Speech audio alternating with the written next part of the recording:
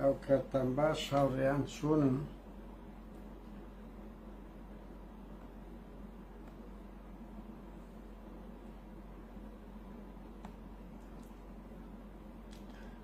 چۆنن؟ بەخێربێن هاوڕێیان من دەقسە و باس لەسەر پەیوەندی پارتی و یەکێتی و داعش، پەیوەندی یەکێتی پارتی و داعش و بۆچ پارتی بڕیاری داوا تەقە نابی لە داعش بکرێت. دەنگم چۆنە هاوڕێیان؟ تخوا دەنگ چۆنە؟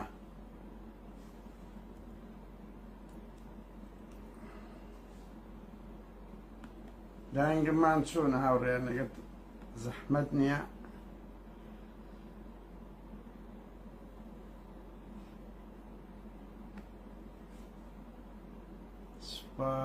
زۆر باشە کاک شێخ میران، زۆر باشە. ڕێز و سڵاومان هەیە هاوڕێیان. ئێستا هەندە قسە و باز لەسەر پەیوەندی پارتی و داعشەکەی. داعش پەیوەندی پارتی و یەکێتی و بۆ ماوەی هاوڕێیان داعش عەشر دەکا بڕوا بکە 2014 وای نەکردیەوەی ئێستا لە کوردستان دەیکات. چێ وەرپرسە لۆوە دەکەن. بەخێر بێن هاوڕێیان. یەک دوو دەقە ڕادەوەستینە تا سەعات حەوت دوایان قسە و باز دەکەین لەسەر ئەو پیلانە جەهەنەمی پارتی و یەکێتی و چۆن کوڕی خەڵک بە کوشت دەدەن لۆگەمە سیاسەکانی خۆیان. بەخێر بێن هاوڕێیان. تکایە وەختی تەلەفۆن نییە.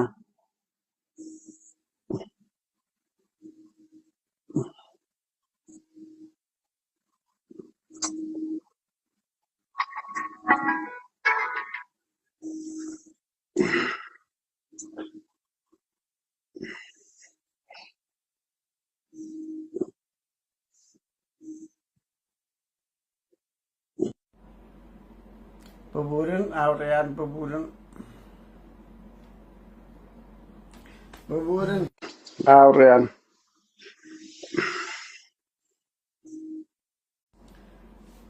ببورن. بەخێر بێن هاوڕێیان، بەخێر بێن. دنیایەک ڕێز و خۆشەویستی خوا هاوڕێیان هەندێشت پرەنسیبە. پرەنسیب یعنی یەکە کەت ئەوە تەلەفۆن قەتع دەکا دەبی تێبگەی کە ئەوە مەشغوڵە بۆیە قەتع دەکا. دووجار لەسەر یەک یان دوای 11 شەوەوە بڕوا بکەن. لەو ڕۆژانە تەلەفۆنم لە پاڤێل تاڵەبانی بوو کرد، کۆڵێت تەریق بوومەوە بە منیان گوت بەخەبەرە هەتا سەعات 2 شەوێ 11 شەو بووم کرد. گوتی کاکەەوە شەوە زۆر درەنگە و کەس تەلەفۆن لۆکەوە دەکا وتم ڕاستەکەی. یعنی بەندە شت هەیە پرەنسیبە پرەنسیب ئینسان ناکرێت. ئەخر هەر بە خۆشمان ناژین وەڵڵا لەنا ئەو ماڵەی خەڵکێک هەیە خێزانە منداڵە یعنی هەمووان بەخەبەر دێتن. جاریوە لە بیری دەچی دەنگ کسکەی بۆیە با قسەک پرەنسیبمان هەبیتن. هەموو کات جەرەس لێ نەدەین یان کە جەرەس لێدا ئێتر بزانە کە جوابی نەدراوە خەت شت و مەشغوڵ دەبێ ئیشی هەیە. هیوادارم ئەو شتانە ڕەچاو بکرێتن. خراپ نییە هاوڕێیان، ئەمە بەشێک لەو شتانە ڕەچاوکردنی ئەوەی بەرامبەریشە. خاستەن ئێستا بوویتە تەلەفۆنات بوویتە بەلاش هەرچی هەڵەستی تەلەفۆن دەکا. یعنی جاریوە هیچی نییە بەس دەردە دڵە دەردە دڵ بەجددی ئاخر ئینسان وەختی نییە لەو خاستن لە ئەوروپای. بەخێر بێن هاوڕێیان، بەخێر بێن. ئێستا هەندە قسە و باز دەکەین لەسەر وەیەش خاڵی کە هاوڕێیان تکایە هەر یەک کەس تۆ دەرێت تەلەفۆنی مەسەلەن سیڤان بارزانیم دێت، تەلەفۆنی پاڤێلم دێت، تەلەفۆنی مدیری ئاسایش. کاکە وەڵڵاهی ئەخلاقیەن ئەمن ڕێم نادا تا سەر ئێسقان دژی ئەوانم. بەس هەنی لێ لای ئێمە تەلەفۆن دەدرێت یەکێک بەڕاستی پرسی پێ دەکرێت. ناکرێ ئێمە هەر یەکێک هەر نایناسم ئەڵێ توو ڕەش دەبی ئەڵێ بۆ تەلەفۆنەکەم نادێ. کاکە کو دەکرێ ئەمن تەلەفۆنی خەڵک بە کەیف خۆم تەوزیعەکەم. هەندە شت پرەنسیبە. ئەگەر چەند ئێستا تەلەفۆنی هەموو مەسئولەکانم لایە بە زەحمەت بەدەست دەکەی بەس کاچ خۆ ناکرێت تەوزیع بکەم ئاوا بڵاو بکەمەوە. بەجددیمە ینی با قسەک پرەنسیبمانەوی پرەنسیب لە ژیان. ئێمە مۆدیرێکی جوانتر لەو دەسەڵاتەی فرێدەینە ناو خەڵک هاوڕێیان. مۆدیرێکی جوانتر لەو دەسەڵاتەی فرێدەینە ناو خەڵک.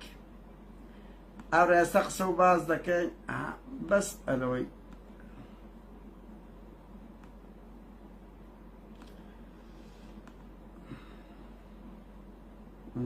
بەخێر بێن هاوڕێیان، بەخێر بێن، بەخێر بێن. سەرچاوی من ئەوڕێیان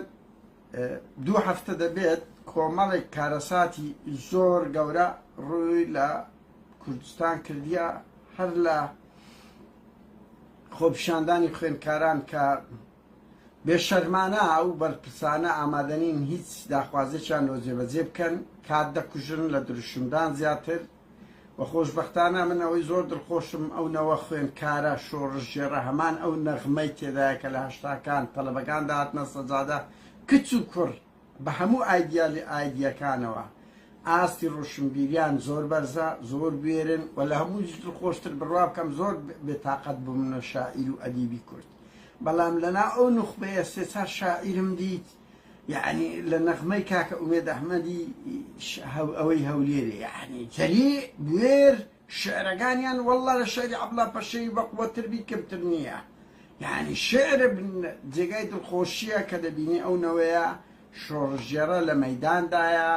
کچە کچ و کوڕ هەموو ئاسی ڕۆشنبیری بەرزە. جایدن هاوڕێیان ئەو تەتەوڕاتانەی چی ململانەی ئامۆزاکان کە پاڤێل بڕوا بکەم مەیلم مەدەراندم خەبەرم لۆ بەجێشتێ وتی کوڕم پاڤێل دەمێ قسە لەگە بکەم، جوابی نەدامەوە تەوانەوە حەقی بوو، یعنی نامەوەندە زۆر باز بکەم، بەڵام نامەم لۆ بەجێش وتم وەڵڵاهی 6 ساڵ لەموو بەرمەلا مستەفاوای نەکرێت و دەیکی وەرە با قسە بکەین. جواب ناداتەوە هاوڕێیان، ڕەفزی کردیمەوە ڕەفزی کردیمەوە. زایدەن هاوڕێیان هێرش بۆ سە گەرمیان، منتیقەی گەرمیان ئەو ماوەی داعش دوێنێ شەو لە قەرەچوو کردی، بەس کاکە ئەو 4-5 جومی سەر ئەو منتیقەیە بکە بڕوا بکەن. زۆر کارە ساتە ئەوەی ئێستاکە دەکرێتن، یعنی لەوێش هەژنۆ پێشمەرگە و نکبەت شەهید بوون کە ئێستا دەینە سەرێ دوێنە شەوێ لە قەرەچووری کە چ ڕوویدایە و بۆچ ئەوە بووە. و بەلەوەی بچمە سەرەوەی هاوڕان یەک ڕووکردنەوەی بچووک بدەم. ئەمن ئەوڕۆ مەسەلەن ئەو تەلەفۆنەم لۆ سیروان بارزانی کرد هاوڕێیان، دەمزانی ینی و تێمەگەن ئەمە ئەو تەلەفۆنان دەکەین زۆر تەکنیکی دەوێ، یعنی ڕقەمی کە سڕی تێم دەگەی و بە دیڕێکت لە بۆی بکە. هەندێک کەسەیە دەبی ڕقەمی وڵاتی عەرەبی وەتسئاپ بەکاربینین بڕوا بکە، وڵاتەکانی کە یعنی کاتی یعنی تەکنیکی دەوێ هەڵ ناگرن، هەڵ ئەترسن ئەزانن تێدەکەون، یان ئەوەتە پێیان خۆش نییە کە لەسەر قەپات دەکەن. بۆیە من بە دیڕێکت لۆم کرد، دیڕێکت مۆبیلەکەم لەکەم بوو ئەو خەڵکانەی لە سویدن ئەزانن تێلینور، لێرە چەند شەریکەکەیە بە تێلینور کردم، بڕوا بکەن 150 کڕۆین تێدا بوو دەکرد $20، یعنی کەچی نییە 5 دقە یەکەم گوتی تۆت یعنی تەسەورم ناکرد. بۆیە نەمتانی قسەکانی هەموو پێ بڵێم و کابراشە خۆیەتی، یعنی ئەمە ڕۆژنامە نووسین کە پرسیاری لێکەین دەبی وەڵام دەداتەوە، ئیتر دەبی واری پێ بدرێ. خۆ نییە ئەمە دوام کەلتوری من ئەوە نییەم چالاکوانم ئەو مۆدیرە بم تۆ خائین تو خۆفرۆش شتانە لای من نییە، تووشی بم پەیامی خۆمی پێدەگەێنم بە هەموو مەسئولەکان، بەس قەت نایم جوێنی پێ بدەم، ینی جوێن پێ برێم خێڕی هیچ پوچ ئەو شتانە نابەس پێی دەڵێن دەست خائین ئەوە نا. یازا مەوزوعەکە ئەوە بوو 5 دقە یەکەم یەک سەر بەڵاسی پارە تەواو بوو. تەسەورم دەکرد 15 دقەیە قسە بکەین بە خەتی کۆنڤیکەیە لای ئێمە، ئەم زۆربەی کات بەو دەکەم دقەی بە 10 سانت 15 سانتە، بەس لەبەر دەستم نەبوو، بۆیە تەلەفۆنەکە پچرا نەمانتوانی پرسیارەکان تێکدری بگەین هەموو وەڵامەک بدەین و سیروان بارزانیش حەقی خۆیەتی هاوڕێیان، وەڵامی خۆی دەدا، سەرنجی خۆی دەدا کە هەندە زانیاری هەیە من ئەو لە زاریوی زانیتم، یانە ئەوە تا ئێستا لۆمانمە دیارکەت ڕاست ناکە.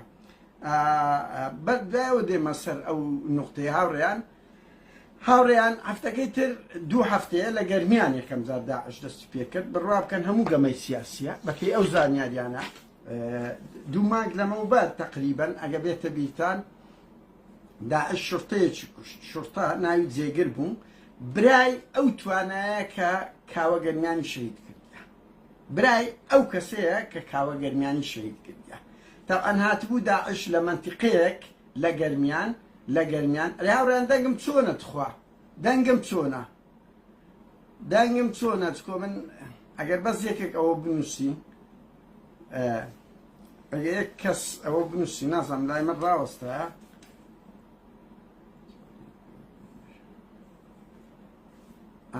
ئۆکەی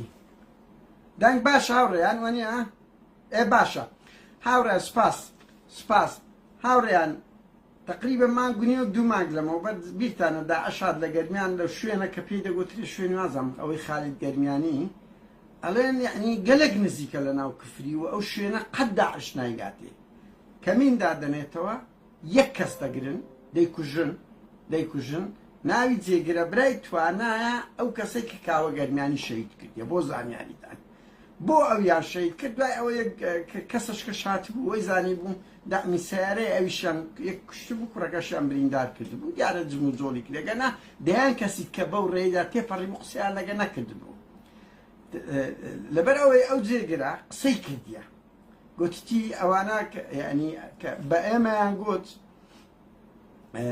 ئێمەیان گوت توانای برام چەند مانگێک دەچیژێ بەردەدرێ کەچی بەریان نەدایە قسە دەکەی و بەڵگە هەیە ئەستاکە کە ئەو توانایە بەنمونە ینی تواناژە زیندان بێت تاقەت بۆ لەسەر ئەوەی بۆیە هەڵسان انتقامێک لە توانە لەبەر قسەی کردی گوتیە من هێنیەکان دەدرچێنم جێگریان کوشت بە داعش و دەرێن لە سەیتێرەکەش تاکی دەسەر ئەو ناوی جێگر کرایتەوە کە ئەو تو جێگری یعنی بەس داعش هاتێ کەمینی دانایتەوە بەس ئەوی کوشتیە لەگەر کەسەک و یەکەش کە بڕۆن نانەی گەرمیان پرسن دوای ئەو ڕۆیە سەیرە و 4 ڕۆژ لەمەوبەر بوو 5 بوو دیسان لە هەمەرەك درایە دەڵێن ئەو هەمەرە گوایە بۆمبی چێندراوی لۆ کرا بەس پێشمەرگەکانی چوونە سەریان گولەیان لێدرایە و بەو ڕێدا چوونە بەو ڕێگەڕاینەوە سەیرە یعنی سۆچی هاوڕێ بزانن ئەوە جێگر لەولایە لەبەرەوەی برای توانای بوو گوتینی هێنیەکان باز دەکەم لەولایە بەرپرسی پێرێ بەرپرسی کفری هێزەکانی کفری یەکێتی کە ناوی تاها تیمارە دەریان کرد لەبەرەوەی سەر بە لاهوری بوو دەریان کرد تاها تیمار بڕۆن بپرسن بزانە وتیان وڵات و مقەسەری ئەی هاوار مقەسەری 16 ئۆکتۆبەر ئەو هەموو شکستە کرا نیوەی ئەو یەک کەس نەپاڤێر نە لاهور نە بەرپرسێکی ئاسکەری نەسزادرا لە شنگاڵی هەماش کەس نەگراوەڵە تاها تیماریان دەرکردیە پێرێ وتیان ئەتوو مقەسەری لە بەرامبەرەوەی بڕۆ پرسنە خەڵکی کردی تا چییە ڕسمەکی خۆی لەگەر پاڤێلی بڵاو کردیتەوە ئەو عوسمانەکە شازانم بەرات چی لای عوسمانەکەی ئەنی مەسەلەن ئێستا بوویتە حاڵەتێک ئەبە و گەمانە تەسفیە ئیساباتی خۆیان دەکەن تەسفیە ئیساباتی خۆیانی پێ دەکەن داعش چی هاوڕێیان داعش بەعسیەکانن داعش خەڵکی پارتی وێچێتی لە ناویاندا هەیە مەرج نییە داعش دروستکراوی پارتی وێچێتی بی یان ئەمریکابی بەڵام هەرێکە قوتبی خۆی دەخستە ناوێ چۆن بەعس پارتی وێچێتی دەیان کادیر و بەرپرسی سەربازی وەکو مستەفا چاوڕەشیان کڕی بوو وەکو واسۆ ئەلمانی وەکو سەعدی پیرا نهێنیەکان و جەرائیمیان دەکرد هەیە لە شەڕی ناوەخۆ جەریمەی زۆر کردیا بەنمونە ئەمە لە شەڕی ناوەخۆ گولیان لێدان کەسێک لەیدان وتیان ناوی زەیتۆ بوو سەر بە مخابەرات بووە سەر بە مخابر بۆی شەڕەکە تیربی یعنی پیاوی خۆیان هەیە لە ناوانە دێن ئەو تاوانانە دەکەن بە ناوی داعشش ڕادەگەێنن بەس خۆ داعش یعنی هەیە لینچی هەیە لەگە پارتی وێچێتی و پارتی وێچێتی لینچی زۆریان هەیە و ئێستا داعش بوویتە کارتەچی گەورەترین کارتی سیاسی پارتی وێچێتی لۆ ساباتی خۆیان لۆ ململانێ لە هەمووی گرنگتر هاوڕێیان 15 مانگ هەمومان دەزانین بڕیارە ئەمریکا هێزە شەڕکەرەکانی بکشێتەوە ئەوانە دەبی بێن جۆوەک دروست بکەن بڵێ بابەوە زۆر خەتەرە داعش خەتەرە دەبی بمینێنەوە ئەگەر ئەنگۆ بڕۆن ئەوە دەبیتن ئەوە کۆوەکان هاوڕێیان بە هەندێ نمونە بیننەوە هەمووانە لە بیریانە لە 74 کە حکوومەت و هەفتایان 74 مەشهورە پێشمەرگە پارتی لەگەڵ حکوومەتی بە ئەستەنسیقی کرد جاشەکان لێیان قەومە دەیانگۆ جاشەکان تەقەیان بە حکوومەتی وەدەنا بە خۆیان هەتا بڵێ پێشمەرگە مایە ژیتەمەکەیە لە کوردستان پۆز لە قائیدەگە کرا ژیتەم ئەیگوت کە وەز هێوردەبەوە جەنرالەکانی تورک بەخۆیان تەقەیان دەکرد بە ناوی پەکەکەی دایانگۆ لە بەرەوش بازاری جەنەڕاڵ بازاری سەربازی لە شەردایە کە شەڕ نەمینێوان وەزیان خراپ دەبی لە 2003 بیرتانە پارتی یەکێتی کرک و باڵیان کرا من باشم لەبیرە خەبەر دەهات دەیانگوت بن مەسیفی سەیتەرەیان پێهەرگیرایە کە دەسەڵاتی پارتی یەکێتی زنمە هەسا پارتی لەگەڵ یەکێتی بە تایبەتی پارتی دامی حزبی بەعس و قاعیدە ئەوانەیان کرد زندیان کردنەوە لۆ بەئیتر ئەمریکایشی پێیان بوو ئەتو هاوڕێیان یانی ئەتو تورکیا ئێران سووریا دیتان تورکیا چەند گرۆپی تیرۆریستی قاعیدەی سووریا سەر بە تورکیا بوو ئەنسار ئەو باڵەی باڵج هەر بە تەواوەتی بە ئاشکرا و خودی ئەمریکاش باڵی خۆی هەیە وەکو ساڵح موسلیم گوتی زارەک ساڵح موسلیم هاوڕێیان زارە گوتی ئێران داعشی خۆی هەیە تورکیای خۆی هەیە سووریایی خۆی هەیە ئەمریکای خۆی هەیە هەموو هەیتیان پیاوی خۆیان لە ناویانە بەرپرسیان هەیە تەمیلیان دەکەن و داعشیش ڕەنگیان لێجار بزانیت ئیستیفادە لێ دەکەن ئیتر بوویتە کارت ئێستاکە بۆ ئەوەی مەسرور بارزانی بڵێ کاکە ئەو زەختەی لەسە من دەکەن لەسەر زیندانیانی بادینان لەسەر کرا ئەو زەختەی لەسەر بیلاڕوسیا لەسەری کرا ئەو پرۆتستۆیە گەورەی نیە دەوڵەتیە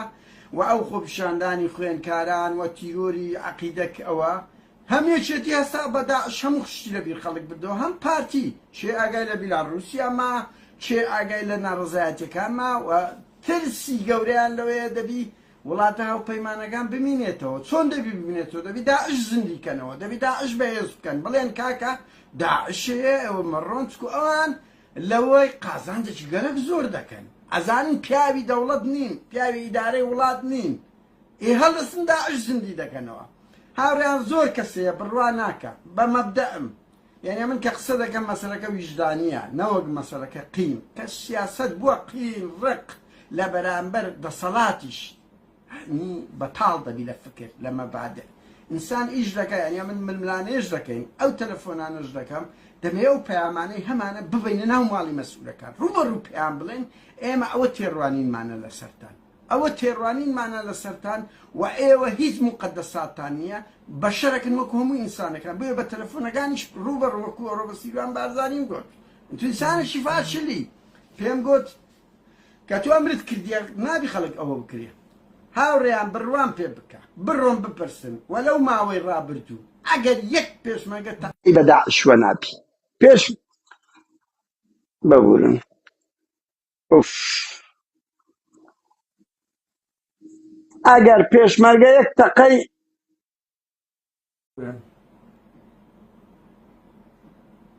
ئەگەر چەکداری پارتیوێکێتی یەک تەقەیان بە داعش وە نابی ئەوامریان هەیە فەقیرانە یعنی مەسەڵەن ئێستاکە من ئەوڕۆ خەبەرم زانی باش هەشت پێشمەرگە و برای یەکێک لەو شەیدانەی سێ شەیدەکەی ئەڵێ چەکدارەکان هیچ تەقەیان نەکرد ئێ بەس ئەو پێشمەرگەکان باسی دەدەی ئەوامرمان هەیە لە بۆمان نەبووە هیچ تەقە بکەین ئەوامر هەیە ئەوامر یعنی ئەوامر هەیە بڕوا بکەن چەکداری پارتیوێکێتی بە منی گوتێ وتی گریان ئەلێرەمان بووە لەبەر چاویمە حکوومەتی عێراق بە تەیارە لە داعشیدا بریندارەکان بە مین و بوس بردراینە کە ئەو چەکدارانە خزم و هاوڕێی ئێمەیان شەهید کردیە بە ئێمەیان گوتێ سەنگەرەکان چۆرکەن بڕۆنە ئەو لای لەبەر چاومان هەمووانیان بردیە 6-7 مانگ لەمەوبەر وەڵا ڕەنگی 8 مانگێک بی تەحەدا دەکەم وتی چوینە شوێنی داعشەکان هەموو شتانەی وەکو کەبابی ئەبوو شەهاب و خواردن و خۆراکی لە هەولێرێ دەڕوا لە بۆیان لەوێن دەکەوتیە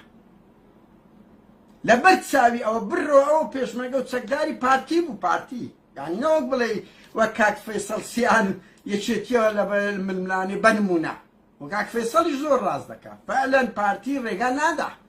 ئەوامر هەیە و نەگەیستە هاوڕێیان بڕوان پێ بکەن من 2014 مانجی سێ بوو خزمێکمان شەهید بوو ئەو عەلی حوسێن و نەوزاد هادیە چونە ماڵیان وتی ئێمە لەگەڵ داعش قسەی خۆمان دەکەین هێشتا شەنگال و موگرتنی مووسڵ نەبوو ئەمە ڕێکەوتنمان هەیە کە نابی تەقە لە یەکتر بکری چۆن خەڵکیمەیان کوشتیە ئەوە 2014 وهمومان لبیرمانە کە مەسعود بارزانی و سیروان بارزانی بە شانازیەوە لە دوای گرتنی مووسڵ ئێستا ئێمە لەگەر وڵاتێک بووینە دراوسێ 1050 کیلۆمەتری لەبەردەستایە بە ئاشکراوەیان دەگوت بەڵام پارتی بە تەواوەتی ئەمە خەڵکە لێرم لەو ڕوانگەوە دەزانم بە پێی ئەو زانیاریانە و یەکێتیش ئەو ماوەی دۆکو گوتم داعشەکانی خەتمایلەکانی خۆی بەکارهێنا لە تەسفیع حیساباتی دەرکردنی خەڵک کوشتن ئەوکەوەی جێگریان کرد کە بە تەما بوو نهێنیەکانی شەید کاوەگەرنانی باز بکات یعنی لە 2014ەوە و پارتی مەسعود بارزانی بەخۆی چەندین جار ئەگە بێتە بیرتەندێرە سەرمان لەوەی سوڕمان لەوە داعش لە گرتنی بەغدا کشاوە لە بۆ هەولێرێ اتفاقیان هەبوو کاکە خۆ بەڵگەنامە بڵاو کراوە هەمومان لە بیرمانە تجارەتیان لەگە داعش لەو پەڕی بێ شەرەفی بوو چێ گیرە چار پێنج کساق تەنچی گیرە فەقیرانە لەعلم کوڕی مەسعود بارزانی مەنسوور بە سەدان پیکەری بردبوو دەیان مەسئولی پارتی وێچێتی تجارەتیان لەگە داعش کردیە بە ئاشکرا لەولاش بە هەزاران کوڕی هەژاریان بەکوشتە ئەوەی دوێنێ شاوڕێن ئەوەی دوێنێ شەڕی خدر دیزەی کە من ئەنی دایکم خەڵکی وێندەرە دایکم لە دایکبووی وێندەرە و هەمویان دەناسین ئەو خەڵکەی وێندەر چکو گوندەکە 20 ماڵە و ئەو خێڵەی من لێی ئەوەمە چەند زۆر قەرەبارەخ نین یعنی حشێتێکی گەورە نین هەموو یەکتر دەناسین و گوندەکەش دەزانین چۆنە و لە چێکەتیە داعش چەندین جاری کات یعنی لەو چای قەرەچووغەی سوورایەوە هەر ئەو ڕائیدە شەهید بوو بڕواب کە لای برادەرێک گوتبی ئەی هاوار 200 مەتر داعش لێمان دوورە لە بۆمان نییە تەقەی لێ بکەین بەڵێ کاغازیسیان ئەو ئیش بە ئاشکرا ینی لە ناو دەستینان کە پارتی تەنسیقی هەیە و ڕێنادا تەنسیقی هەیە و ڕێنادا کە من ئێستا زانیاری کەشەیە باز دەکەم هاوڕێیان زانیاری کەشەیە جگە لەوەی کاغازی کە دەستی خۆش بیت دەبۆ بازکردن ئەمە خەڵکی ئەو مەنتیقەی کو دەکرێت ئەوها خەڵکی ئەو مەنتیقەی قەتل و عام بکرێتن و داعش بەکەیف خۆی تەڕاتێن بکرێتن تێیدا کوڕی خەڵک بە کوش بدەن چیە لۆگەمەی سیاسی خۆیان لۆگەمەی سیاسی خۆیان دەبی قسە بکە خەڵکی ئەو مەنتیقەیە قسە بکە ئەو کەسەی کە ئەو ژنە بەتەمە ژنە داچی ئەو سێ شەهیدەی لە خۆی چتەڵێ ئەوە ئارەزووی خۆیەتی غەدریان کرد ئەو بنەماڵەیە و قسانەیان کرد تەعاتفی هەموو خەڵکیان لە خۆ وەرگرتەوە لۆ ڕازیکردنی پارتی بەخۆشیان پارتی ناوڕێن بۆ زانیاریت موختاری گوندەکەی ئەو ماڵە بوو موختاری گوندی خدرزیزە دەڵێن ئەو ماڵەدا پارتین بەخۆیان زۆربەی لە ئەوەی ما پارتیە خێڵەکەی ئێمە پارتین بەڵام یعنی هەندە شتێکا کە سێ جەرگت ڕۆی سبەی دووز بێجە تو دەڕۆی لە مەسعود بارزانی نەڕۆیە کە ئامادەکە لە کە بنەماڵەی جەلال تاڵەبانی مەسعود بارزانی بنەماڵەی نەوشیروان مستەفا بە هەر سێ بنەماڵە یەک کەسی برینداریشیان نییە یەک کەسی برینداریشیان نییە باشە بۆ خەڵکە ینی کوڕی خۆتان ینی کە گەورە دەبی تا گەورەی دەکەین هەمومان باوچین بە چە عەزاب و ئازارێکە ئێمە بە فەقیری ئەمن گەورە بوومە بەس کوڕی من بە فەقیری گەورە نەبووە لە وڵاتی سوید لە دەستی لەگە گرتیمە ئی باشە بۆ لێ دەگەڕێت سێ کوڕ بە یەک زاری بڕوا و سوڕیش بزانن داعش لەو مەنتیقەیە بە کەیف خۆی تەڕاتێن دەکات و بڕۆن هاوڕێیان تەحەدا دەکەم لە هەموو بەرپرسە سەربازەکانی پارتی بپرسن لەو مەنتیقەیە من ئەوەی دەزانم نازانم لە گەرمیان ئەگەر لە بۆیان هەبی یەک داعشیان کوشتبی و هەمویان لە سێ مەنتیقەنە هاوڕێیان داعش لە سێ ئەشکەفتیە بە ئاشکرا ئەوە ڕاز ناکە سیروان بارزانی بە تونێری هاتیە هاوڕێیان لە ئازیکەندە کە پایتەختی ئەو خێڵەی ئێمەیە ئەشکەفتە چی لێ لەوێن دەرخۆیان شارتەوە لە قەڵای سۆرانن قەلاتە سۆران و لە عەلیە ڕەشی سێ ئەشکەوتە لەو سێ ئەشکەوتەنە 200 مەتریش لە هێزە چەکدارەکانی پارتی دوورن سێ ئەشکەفتە لەو سێ ئەشکەفتەدا هەر ئەوها کە چێ تەمویلیان دەکا کو دەتوانن بەکەی خۆیان بەناوە و مەنتیقانەی دابسوڕێنەوە هاوڕێنەوە پرسیار ناکەن لۆ دوو مەعمەل چیمەنتۆ هەیە کە کۆمپانیای کاری نیە سیروان بارزانی بزانە قەت دەستی لێ دەدەن کۆمپانیای کار کە ئەوە لە کن نزیک بازاڕگەیە کۆمپانیای کارە مەعمەل چیمەنتۆ بزانە قەت دەست شتا بیرە نەفتە چی دەدەن یخۆ ئەوەی خورمەڵەی لەوێندەرە ئەگە کاک سیروان بازانی ئەگەر ئەوان وابن ئەوان ئەگە داعش زڵدینگۆ بن دوو تەقەی لە خورمەڵەی دەکە بە قوربان دوو تەقەی بە خورمەڵەی وەدەنێ کە 135 نەفتی کوردستانی لێیە باشتر بۆ نایە دوو تەقە بە نەفتوە بنێ بۆ نایە تەقە بە کارگەی چیمەنتۆوە بنێ باشە داعش ئەوەندە گەشەی کردێ لەو دیسان سەر لە نوێوە شەریکەش کە کارگەی چیمەنتۆی لە نزیک لەو بەرەی گردەڕەشەی دادنێن مەعمەل چیمەنتۆیەک لە گردەشینەی بەدەستە ڕاست وا دروست دەکات لە مقابلی ئەوی وازەمەوەی مەسرور بارزانانی مەسعود و نێسیر مەسرور و نێتیر ئەوان چیان هەبی ئەو دەبیتکەوە ئێستا نێتیر مەعمەل گەچێکی هەیە لە نزیک مەخمور و دیبەگەی ئیتر مەسروریش وا خەریکە مەعمەل چیمەنتۆیەکی لەوێندا دادەنێتن ئێگە داعش لە بن چیا قەرەچووغی ئەو هەموو بارەگای هەیە بۆ دەچن اقتصادی خۆتان دەخەنە وێندەر بۆ داعش نایە لە کارگەی چیمەنتۆ بدا لە نەفتتان بدا کورە لە زەربەیەکی اقتصادیتان لێ بدا زەربەیەکی هاوڕێیان تکایە نەنامە نە ئەوە تکایە چی برایانە وەڵڵاهی ئەوە هەژنۆ نامە و دووسێت ئەوە بۆ خۆتان دیتان تکایە ئەو پێنج شەش ئەو نی سەعاتەی بوار هەیە قسە دەکەم هەندێک زانیاری هەیە ئەدەی ئەنی داعش لە سێ ئەشکەفتە ئەو بەبەر چاوی پێشمەرگە خۆ ڕسم هەیە چەند کەس ڕسمەکانی داعشەکانی بڵاو کردەوە ئەو پێشمەرگەیە فەقیرانە لە بۆشیان هەیە تەسویر بکەم بۆ زانێ ئەم بەو پێشمەرگەم گوت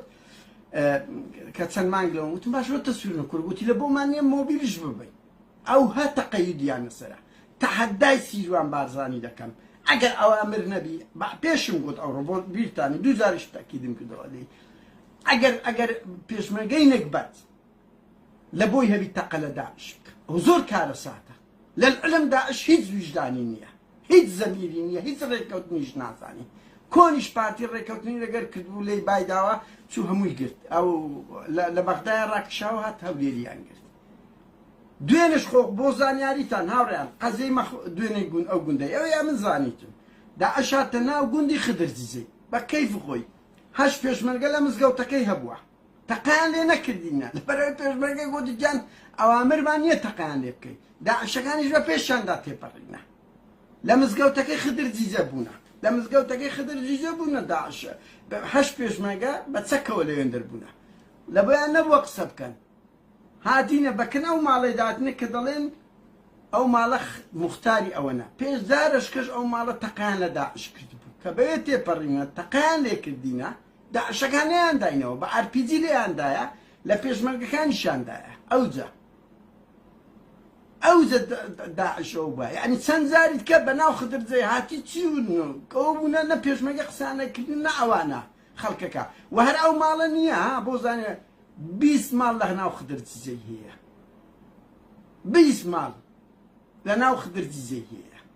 زیاتری لێیە چەکدارەکانی پێشمەرگە گوت بیان لە بۆمان نەبووە بە تەقەیان لێ بکەین باشە لۆ لە بۆی نییە داعش ئەو داعشە درڕندا بێتە ناو ماڵت بەکەیف خۆی بێ و بسوڕێتەوە لۆ لە بۆیان نەبی تەقەی لێ بکەن ئەو عەقدە چییە بۆ دەبێ کوڕی فەقیر ئەوها شەهید بکرێتن ئەوە داعش ئەدە لەو لایە و پێش شەش پێشمەرگەیە نەکبەتە هاتبوون ئەوە ڕاستە کەتبنە ناو کەمینی لێیاندا بوون بە برینداری شەیدیان کردن ئاوڕیان چوونە سەریان بۆ زانیاریتە ئەوەی سیروان بارزانی باسی کرد ئەلەوەی ڕاست دەکە بە کەمینی هاتینە ئەوان کە ئەوەی کامیرەی حەرارەی ئەوەیان پێەیە کە من سەباز ئەوەش دەکەم لێیاندانە دویان شەهید بۆ سێکرد کە بە برینداری بە ڤیدیۆشیان کردی داعشەکان لە پەیجەکانی خۆیان بڵاویان کردیتەوە باشە بۆ کوڕی کورتوای لێ بکرێ سێ کەس لە یەک ماڵی شەهید بێ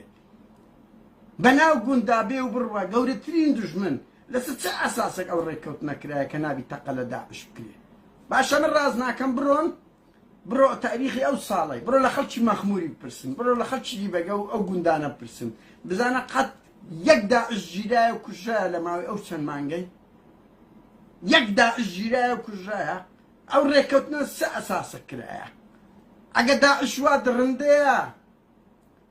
باشە ئەو وێنەی پیشان دەدەن باشە بۆ دوو کەس داعشتان نەگرتیە لە ماوەی ئەوەی ڕاستە هاوڕیان لە هەولێر هەیە بەس لە سلێمانی هەنا بەڵام ئەوەتە بڕۆ بپرسن بزانێت چەند شەڕ لەگە داعش کرا لەلایەن ئەوە بەڵام لۆ 2 هەفتەی زیاد بوو ئەمریکا دەڕوا چۆن لە عەفدەی شوبات بیرتان هاوڕێیان لە عەفدەی شوبات هەم نەجاتی عەلی فاتم کەوا نیشانەی دەگر لە داعشەکان گوایە لە گوندەچی هەر سزنەکانی خۆیان بوون بەریاندان لەیان دەدان گوایە داعش هجوومێکی هەژنۆیەکی کوشتە و نەجات هەر لە تەلەڤیزیۆنیان بەخۆم دیتم یەکێتی سەچارێکی پیشاندا بوو کە لە عەفدەی شوباتی 2011 بەجلی مغاوری ئەوە کاتی داعشیان هیناگۆڕە دیسان گوتیان داعش هجووم دەکا ئەوانە چکەوە خەتەر دەبی ئۆ دوژمن هەیە و خەتەر هەیە و وەختەکە وەزعیان خراپ دەبی ئێستا شەماشتە وەزعیان خراپە دێن کاتی داعش دەردەینن چێژ باجەکەی دەدا ئەوە 15-20 پێشمەرگەی کوڕە نەکبەتی کورد باجەکەی دەدا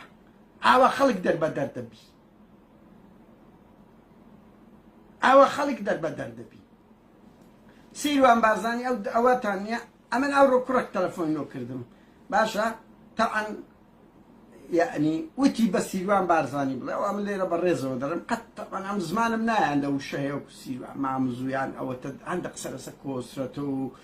عمەری سید عەلی و مەسعود و ئانە قەت بەڕێزەوە یعنی لەو نوقتان بەڕێزەوە چێ پێیان دەڵێم دز و خائین بەڵام قەت هەندە مستەڵعات هێنان سیروان بارزانی ئەگەر ڕاست دەکەی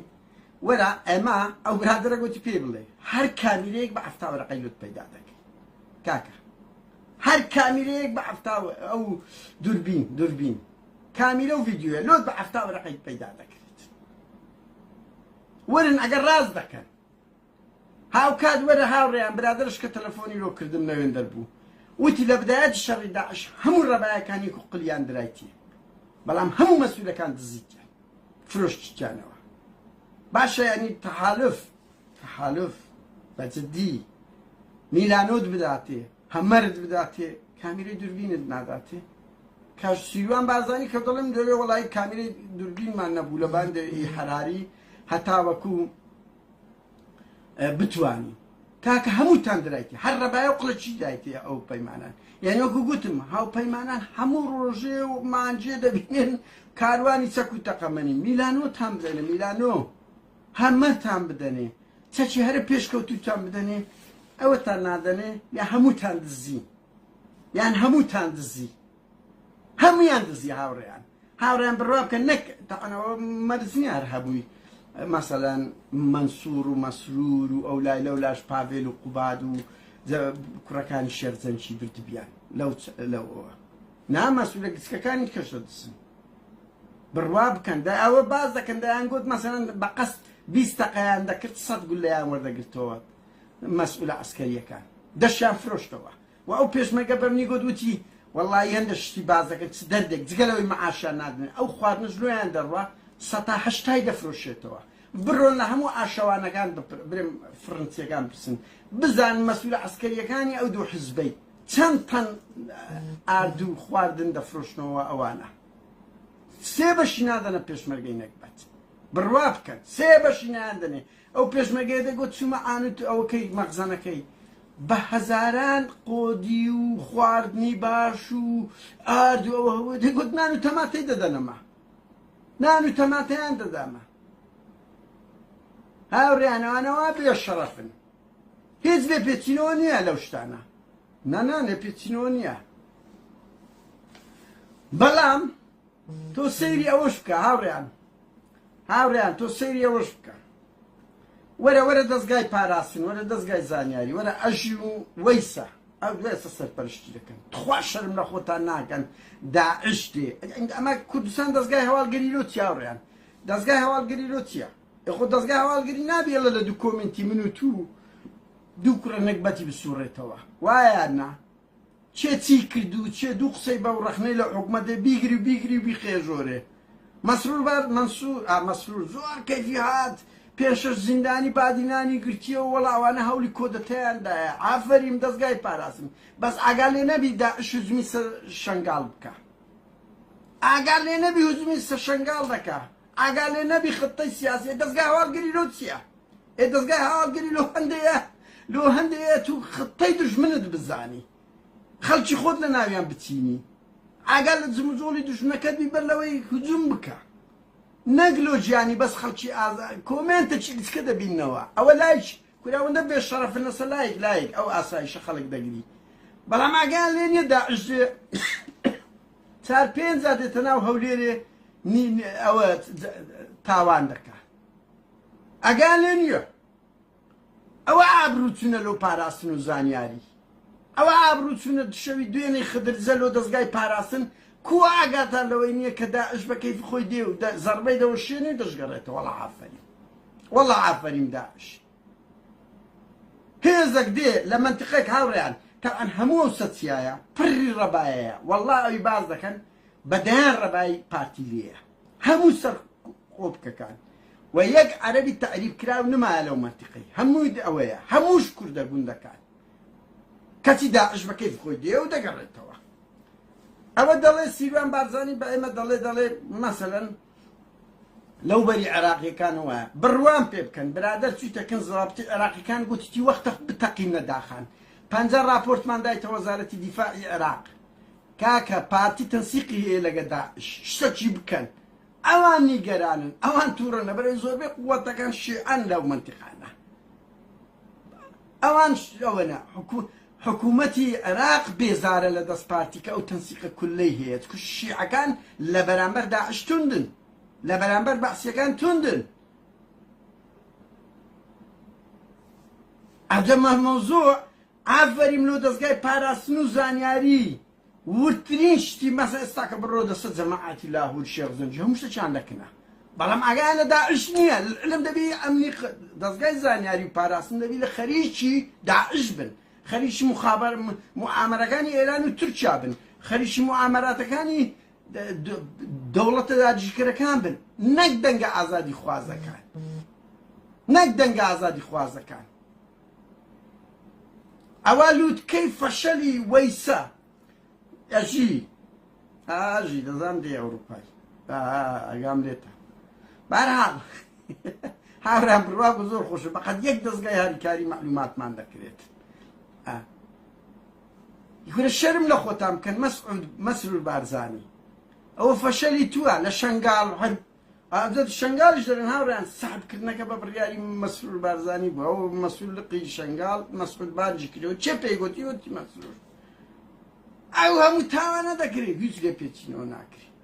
هیچ کەس ناگیرێ و کەس ئەوە ناکرێت لە 16 ئۆکتۆبەر لە شەنگاڵ یەک مەسئولی عەسکەریەوە کرا هاوڕێیان ئەمە بەس دەمانێت تێ بگەیت تێ ینی داعش درڕندەیە لە هەموو دنیا لە هیچ هێزێک ئێستا کە بەقەت داعش فاشیزم نییە سێ ئەساسێک پارتی بەلای کە من ئاگام لە پارتیە تەنسیقی هەیە لەگەر داعش کە شەڕ یەک نەکەن لەسەر چه ئەساسەکە بەڵام داعش بچووکترین فرسەتی دەبی ئاوا بەناو ئەو هەموو خەڵکەی دەکەوی ئەو هەموو لاوە کوردەی شەهید کردیە شەهید دەکا چێ بەرپرسە ئەسە ڕەخنەیەک لە ماڵی بارزانی دەگرین فول دەبن هەڵدەپەڕن ئێ بەڵام کاچی بن ئەتوو ڕەخنە لێ دەگیرێوس خەڵک خۆخی منداڵی خۆی گەورە دەکا خۆخی نیوی ئاو نییە خۆ ئەو مریشک و فروت نییە کە لای من مریشک و فروتش قیمەتی خۆی هەیە چاوەکەم بەشەرە بەشەر مەسرور بارزانی پاڤێل تاڵەوانی هەردووکتان بابن هەر ئەنگۆ باب نین خەڵکیش بابە هەر ئەنگۆ بەشەر نین هەستان نییە ئەنگۆ لە تەبەقەشکە نین وەچی ئەو خەڵکەن کو دەکرێ ئەو خەڵکە ئەو هادە دەردەی بدرێت و بگیرێ و بکوژێتن بەدەستی داعش وە بە ئۆکەی ئێوە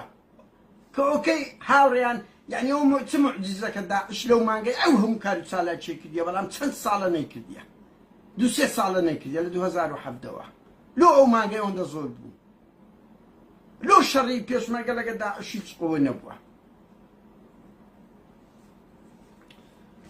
بەهەرحاڵ هاوڕێیان بڕوا ناکەم هیچ شتێکی وام هەبیتن بەڵام ئەوەی کرایە هەر ئەوەندە دەڵێم گەمەیەکی سیاسیە بۆ پارتی وەچێتی کارتی داعش وەک وەرەقەیەکە بەکاردێنن لە بۆ جەزبکردنی دەوڵەتە جیهانیەکان چکو بەخۆیان ئینسانی فاشلن ئەزانن ئەوانە بڕۆن هیچیان پێ ناکرێت و ڕوبەڕووی ئەو ڕەخنە بەرفراوانەی خەڵک ناوەخۆ لە خۆپیشاندانی خوێندکاران لەو ئابروچوونە سکاندەڵەی یەکێتی نیشتیمانی لە کوشتنی عەقیدەی پۆلیسی خۆی بەو شێوە بەربەریەی کورە زۆر خۆشە دەرێ وەڵا عەقیدەکانی کوردە ئەمر قەبزیە بووە تەسلیمی ئەوە کرد چێ شکایەتی کردێت تا ئێستا نەمانزانی وەک ئەمار زانیت ما عەقیدی پۆلیس خەڵک بگری تیرۆر بکا و حکوومەت خەڵک تیرۆر بکە نەمازانیا هێزش میلیشیا بێ حکوومەت تیرۆر بکا و بە شانازی شێچێتی بڵاوی کاتەوە لە ئەنجامی ئەو زەختە گەورەی لەسەریانە کاتی داعشیان ڕاکێشایە و ئیتر قوربانیەکەش ئەو خەڵکە نەکبەتە دەبیتن کە بە شەچی ئەگەر پێی خۆشە کوڕی خۆی بکوژێ بەڕاستی بڵێن یعنی ئەگە خەڵکێک تا ئێستا نەگاتە قەنەعەت کە ئەو پارتی وێچێتیە ئەخ کاچی پێشمەرگەتی ئێستا ئەو چیایی نان و تەماتە دەدرێتە سێ مانگ مەعاش نادرێتێ ئەگە بڕوات داعش بەبەر چاوت برادەرەکانتی کوشتیە هەر پارتی هەر بڕوات بەو بارزانیە هەیە هەر بڕوات بە یەکێتی و بە پاڤێل هەیە ئیدە وەڵڵا مستحەقی بکوژێ بەجددی مە مستحەقی ئەو هالە لەگە بکرێ يعني منو خملن قوب خون كأجبوا درزي يعني عقل كاكا يك دوسي ناكر داري خو ما نالي زارك فعل يعني كردي خوا بيجري زاري سيم خوا بمجري إكاتش من توبة برتشاو الدبيني دا أجربود نية تقيلي بكي قز قلت الدريتي معاش نادريتي من داري مسؤولش يك شوي بتسندين مليون دولار يصرف دكا لا قماري ولا راب واردن إيه قد دفاع لو حزبي دكي والله شايستي أو جانك ولا مرجي ومردني هاوڕێیان من لە کۆتاییدا سوپاسان دەکەم بۆ ئەو کاتەی بە منتان تەرخان کرد پێکەوە جێمان لە قسان هەندێک قسە و باسمان کرد ببورن هەر کەم و کورتێکمان هەیە چونکە ئینسان دەبێت سوپاس بکات خەڵکێک لەگەڵ لە خەتدا دەبێت و گوێ لێ ڕادەگرێت من پێم وایە پارتی وێچێتی گەمەیەکە قومبەلەیەکە کارتێکی سیاسیە داعش ئەو ماوەی بەکاردێنین هەمووشمان دەبێت ڕسوایان بکەین هیچ تر نەکەین داعش کەی بیانەوێت کاتێک دەربینن خەتەر دژمن کۆن والله وقائد وزرقاوي وبعسي وتابوري فين زي سكارتي داعش هم الرابط نبو قال بو دبي رسوام كان